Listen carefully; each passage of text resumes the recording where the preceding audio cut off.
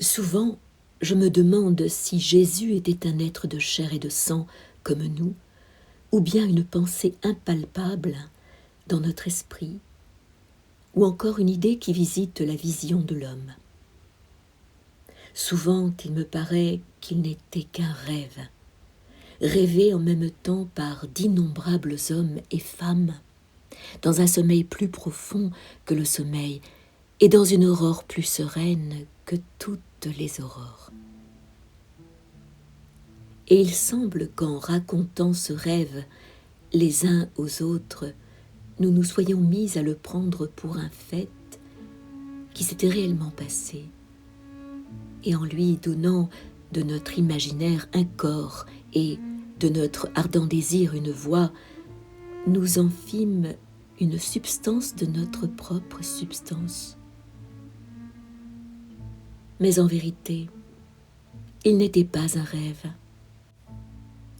Nous l'avons connu 3 années durant, et nous l'avons vu de nos propres yeux grands ouverts dans la clarté du jour. Nous avons touché ses mains, et nous l'avons suivi d'un lieu à un autre. Nous avons entendu ses discours et avons été témoins de ses actes. Pensez-vous que nous étions une pensée à la recherche d'une autre pensée, ou un rêve dans les hautes sphères des rêves? Les grands événements paraissent toujours étrangers à notre vie quotidienne, même si leur nature est enracinée dans notre nature. Mais bien que leur apparition soit aussi soudaine que leur disparition, leur véritable durée s'étend sur des années et des générations. Jésus de Nazareth était lui-même le grand événement.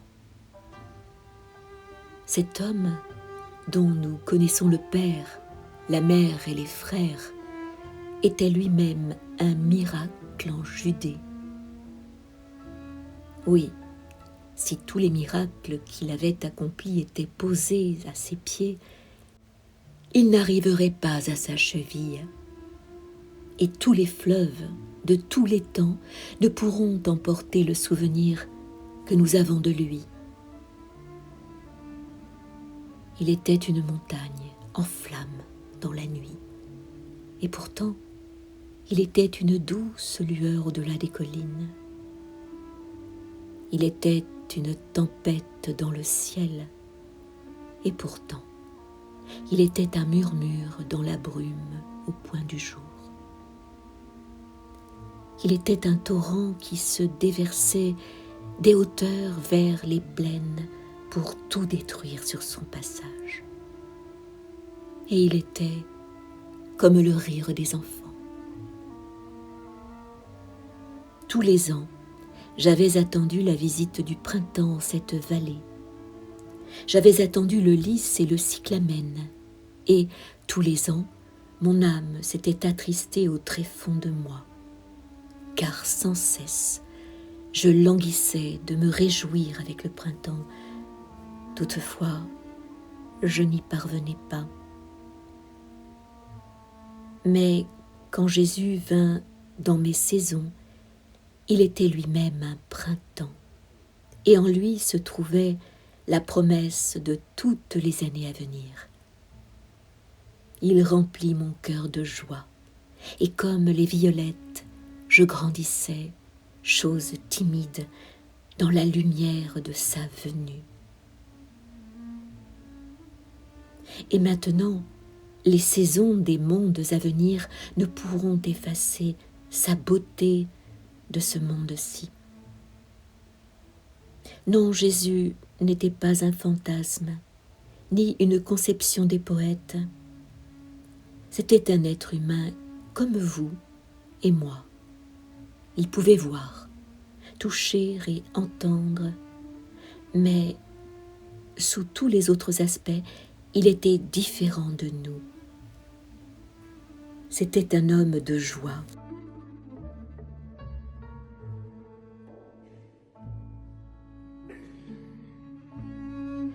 Ce fut sur le chemin de la joie qu'il rencontra les peines de tous les hommes.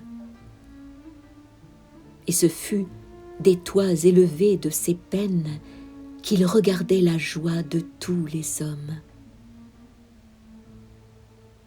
Il voyait des visions et entendait des voix qui nous étaient toutes imperceptibles. Et il parlait comme s'il s'adressait à des foules invisibles, et maintes fois il parlait à travers nous à des races non encore nées.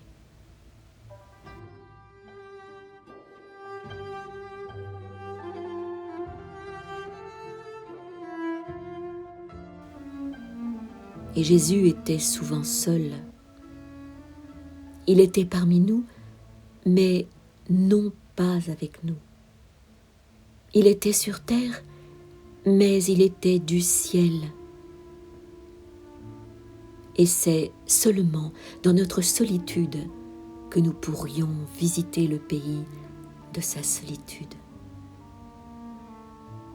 Il nous aimait d'un amour tendre. Son cœur était un pressoir à vin. Vous et moi pouvions nous en approcher avec une coupe et en boire.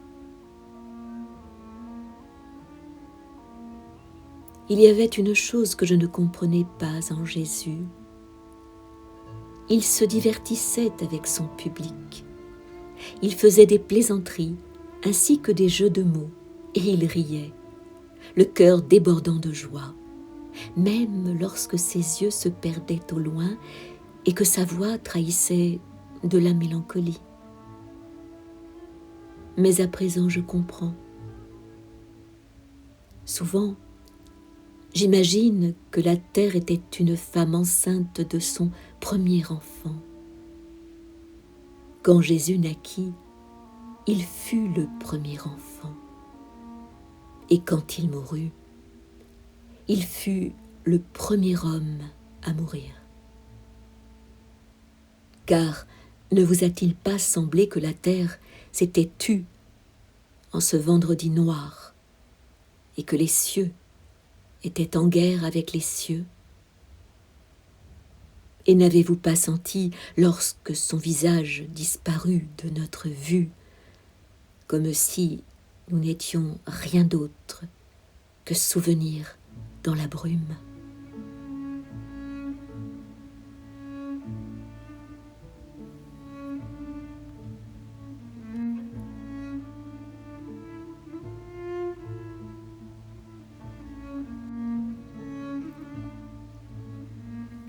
Sa tête était toujours relevée et la flamme de Dieu était dans ses yeux. Il était souvent triste, mais sa tristesse était une tendresse envers les souffrants et une compagnie offerte aux solitaires. Quand il souriait, son sourire était comme la faim de ceux qui languissent après l'inconnu. C'était comme une poussière d'étoiles tombant sur les paupières des enfants, comme un morceau de pain dans le gosier. Il était triste, cependant sa tristesse lui montait aux lèvres pour devenir sourire. C'était comme un voile doré dans la forêt quand l'automne recouvre la terre. Et parfois, c'était comme un clair de lune sur les berges du lac. Il souriait comme si ses lèvres chantaient dans un festin de noces. Cependant, il était triste. Comme triste est l'ailé qui refuse de fendre l'air par-dessus son compagnon.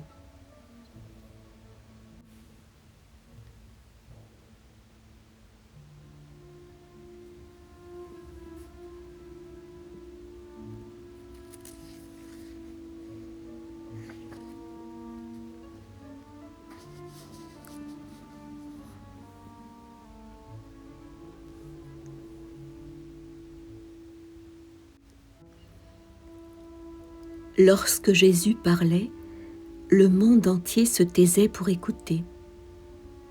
Ces paroles ne s'adressaient pas à nos oreilles, mais plutôt aux éléments avec lesquels Dieu créa la terre. Il parlait à la mer, notre vaste mer, qui nous donna naissance.